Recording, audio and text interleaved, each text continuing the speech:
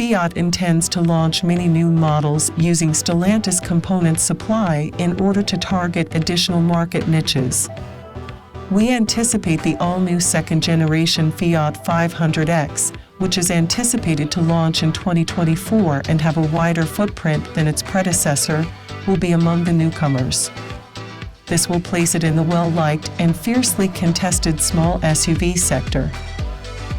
The extra cabin room will benefit from the bigger footprint. This will make the new 500X more family-friendly by giving the back passengers more room and a bigger boot for their belongings. A digital cockpit, the newest infotainment system, and a variety of ADAS will be standard Fiat technology included in the kit, putting the 500X on level with the most recent competitors. The new 500X will be heavily focused on electrification in terms of powertrains.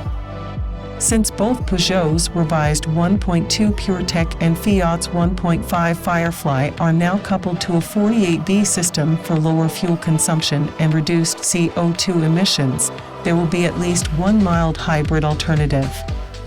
Under certain driving conditions, EV coasting will be possible due to the battery's prolonged use with the combustion engine off. It is fair to assume that the next 500X will come in a completely electric version since Fiat plans to transition to an all-EV fleet by 2030.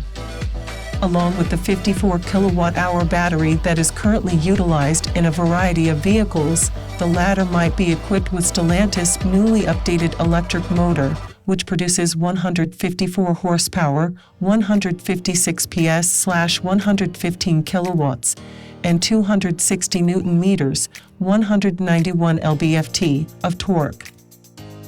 The all-new Fiat 500X, which will serve as Fiat's all-arounder offering in the tiny market, will not only replace the present model, but also indirectly replace the ailing Tipo and all of its body style variations.